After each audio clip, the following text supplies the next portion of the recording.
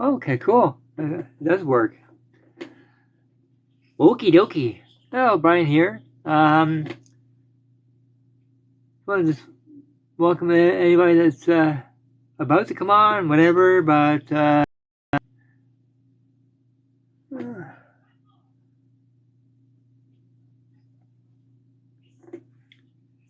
think I got a few new features on my phone I'm still trying to figure out. So bear with me for a couple minutes because little things are popping up on the screen. I want to brush them out of the way. It's nice to have features, even though I don't really understand them, but Well, today is about spirit children, one of my favorite topics. And that, of course, like as a lot of you know, I do work with spirit children and that, but the ones that I've helped over the past, I'd say, a year or two, are the ones that are relatively simple. They pass because of illness or whatever, like nothing traumatic in that. But ensure I help them to cross over. They have, no problem in that. They're greeted by, loved ones and that. Sure, it's good to help children in that way and that. But there are some children that they pass more tragically, and I don't know. There's a couple places I can think of right now where I've encountered a lot of spirit kids. Okay, and that's either workhouses or factories. Okay, this is going back in the 1800s. Okay, now I don't know if a lot of you know that when families, especially poor families, when they used to live and work in these great big huge workhouses, okay, the whole family was sent there because they couldn't afford to live independently. So they said, well, we'll live in a workhouse that way. Of course, when they work to be fed. They work for basically to sleep. That's their existence. Okay, and unfortunately, a lot of these places they had what is known as segregation. Okay, which is really hard on a family. Okay, like the adults were segregated or separated from the kids. Okay, and the boys were segregated from the girls. So all the adults were in one building, and the children were in another building. Okay, but when it came to the boys and girls, okay, the boys were in one part of the building, and the girls were in another part of the building, and they were not allowed to see each other for a whole month. Okay? And even at the end of the month, when these children or these families were allowed to get together just for like a very quick family reunion, well, that only lasted about 5 minutes. Can you imagine the trauma that those kids went through, not allowing to see their brothers and sisters for an entire month? To me that is just beyond cruel. But that was life back then. Okay, and a lot of the children, also don't forget too, is that a lot of these kids, the kind of work days they put in today's day and age would be considered harsh and barbaric. But back then, like for instance, I'll give you an example right now. A child, say 4, 5, 6 years of age, they'd have to work between a 12 and 14-hour shift every day. Okay? And the head foreman of the boys, he'll be so brutal towards the kids. In other words, he'd be slapping them, banging them around, telling them, come on, go faster, go faster, go faster. We got to improve production. Well, they're just as cruel with the girls. Okay? And let's say if a child died, okay, well, they were not allowed to tell the parents So basically, the parents would think, oh, my kids are still on the other side, they're doing fine. And he says, no, the kid lost his life. Oh, thank you. So the parents would be on the assumption that the child's still alive, even if the child lost their life. See, they were not allowed to tell the parents, okay, because that slowed down production, okay. Now that all of them are in the spirit body, okay, they're still reliving what they did in the physical. Okay, and something else too that I've learned on the screen here is for people that are disrespectful in chat. Well, guess what? You don't get a second chance. Hey, Stephen, you're being very disrespectful. Okay, I'm here out of love, out of harmony, talking about spiritual issues.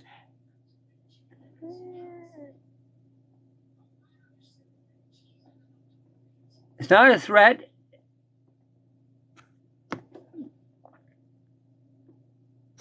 I'm just telling you that if you're being disrespectful, and that you're not given a second chance. Okay, because if you're here just to say stupid stuff, why are you here?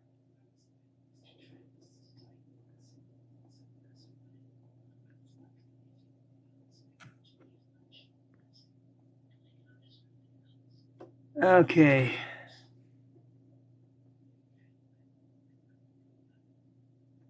Okay, good. So what happens now is the children are still working. The children are still working. Even though they're in the spirit body, they're still working away like just their parents are, and that. And what happens is the kids still want to be reunited with their parents. Okay. Hold on 1 second here. I'm just.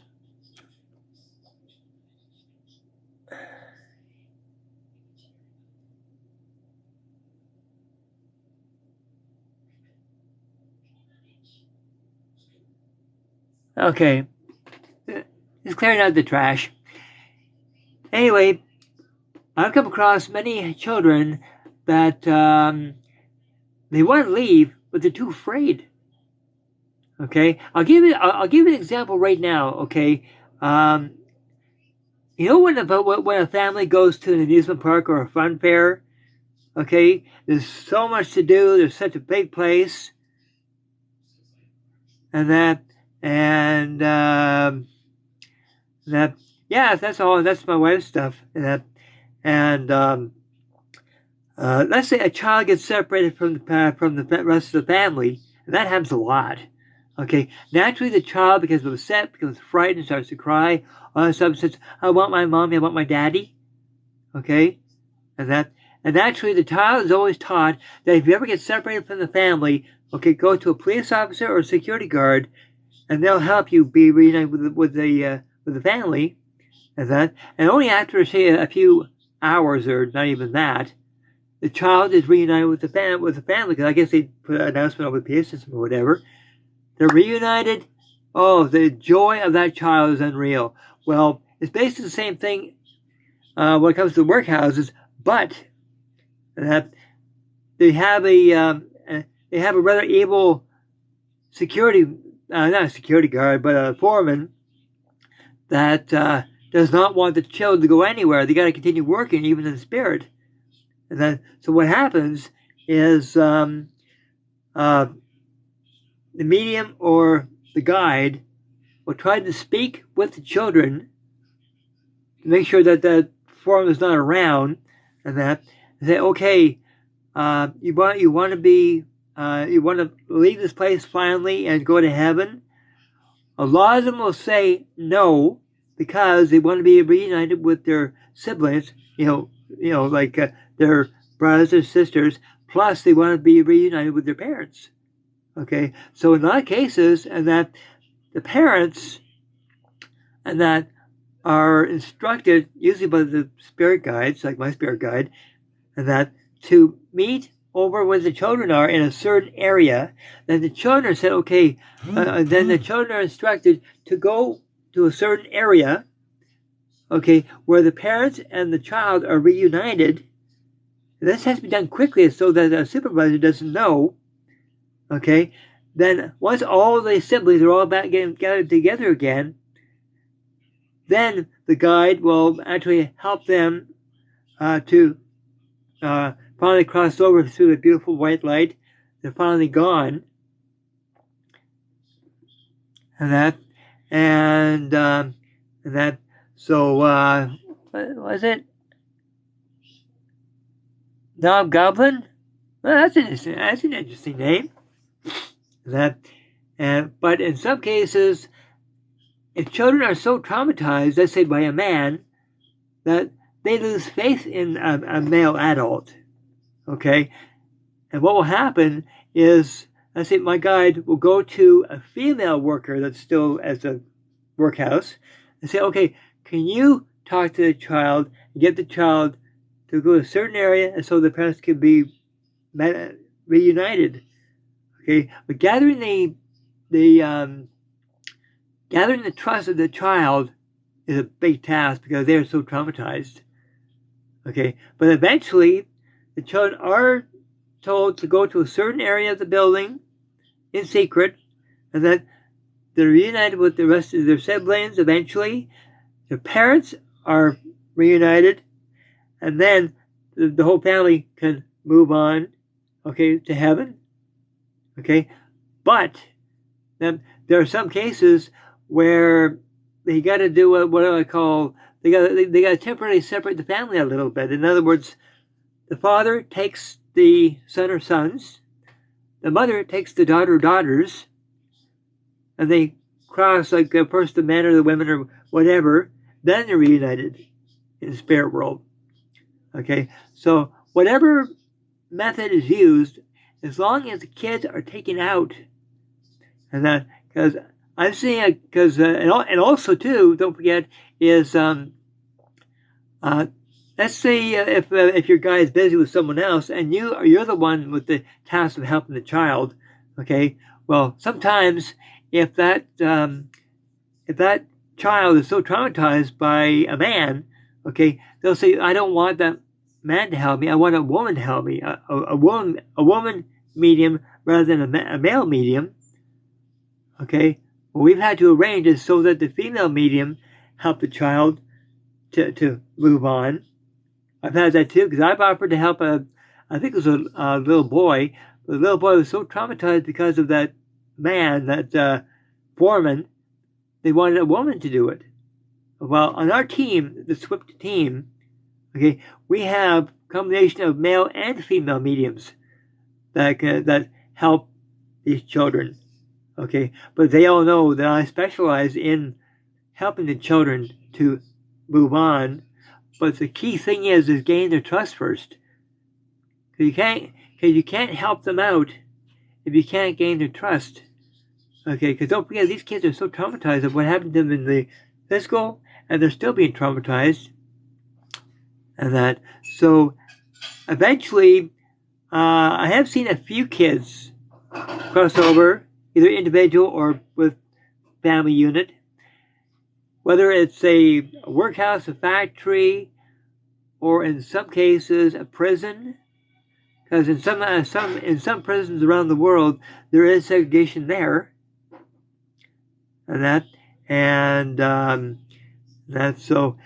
It's a real rewarding experience to be able to help a child to move on, and that, especially when you have all the harsh conditions, and also don't forget too, these kids are so traumatized that even when they're reunited with their parents, they're still looking behind their shoulders because they don't trust anybody, especially the way they were treated in life, the way their life ended, and even the way they were treated in spirit.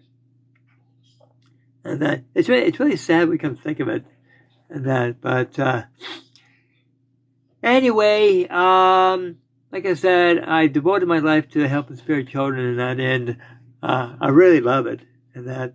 But you just gotta be so careful with them, okay? Because these children are so fragile, okay? Because they range age from anywhere between 4 years of age up to, I say,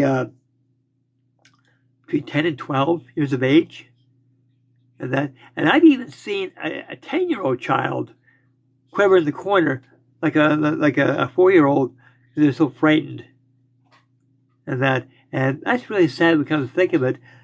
But once the medium or the guide helps that child, and that, of course, the child automatically says, "Well, where are my siblings and where's my parents?" Once they're reunited, and that, or they're encouraged, by their parents or what have you, that they can finally move on, and that because no child deserves to be stuck down here when they can be in heaven. It's only proper to help these children out. So anyway, peoples, I got shopping to do. So thank you for joining me. Sorry I had to ban a couple of people because they were very negative, very insulting, and that. The rest of you people are beautiful, And now before I end the stream, okay, I want to do a quick shout out. Okay, so if you want to tell me what city you're from or what country you're from, if you have a birthday or an anniversary you'd like me to announce, then I can do that. Not a problem. Like myself, I'm in Ontario, Canada.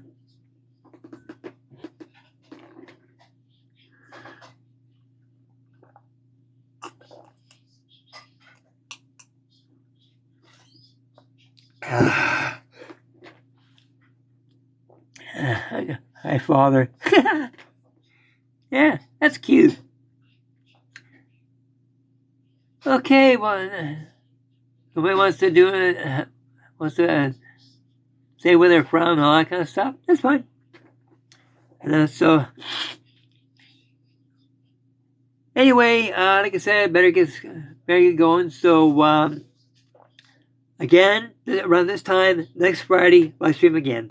Okay, and I'll be continuing to putting on those short videos that I've been putting up, the ones that are 3 minutes or whatever, and that.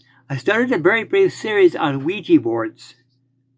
Okay, I put up 2 videos so far, and I might come up with a 3rd video today or tomorrow or something like that about the dangers of Ouija boards. I know a lot of people don't believe in them; they think they're just cardboard. Well, it's what the board represents. Okay, because the spirit people know that it's a tool, even though we think it's just a silly board game. Okay, just like any other kind of tool. But because people don't understand what Ouija board could do, and also if you're a diehard skeptic on Ouija boards, and that, go to YouTube, type in Ouija board fails, and you can actually witness some of the terrifying things that kids have experienced when it comes to playing with Ouija boards. I know one kid, actually 2 girls, they were playing with Ouija board, and all of a sudden the one girl's nose starts to bleed. Well, to me that's not really evidential, but still it's not nice to look at. And that, so and also once you finish playing with Ouija board, it's usually quite a long time before you get a reaction. Okay, well, sometimes you do, sometimes you don't. But when you do get a reaction, naturally it scares the crap out of you because you weren't expecting it. And I've had many people. I've spoken to many people that have had to experience that they play with the Ouija board. A year later, or even 5 years later, or 10 years later, the big event comes, things are thrown around, and they think, what the heck is going on? And the medium asked, did you play with the Ouija board? The guy said, yeah. I said, that could be the reason. Could be the reason. And so anyway, the 3rd video will be coming out very soon. So and I got lots of other videos on my TikTok channel covering different topics and that. And if you have any questions or if you have any comments and that, use the questions and answers thing on my profile. And what I'll do is when you send me the question using questions and answers, that I'll send you a video response like I do with everybody. Okay, and I'll answer as truthfully as I can. Okay, so because I like to get to know you people more, and I also like to help you out as much as I can as well. Okay, so anyway, people, better get going. So thank you for joining me. I really appreciate your time and your support, and once again, love and light to everybody. And I'll see if in the stream because they moved the button. Beautiful.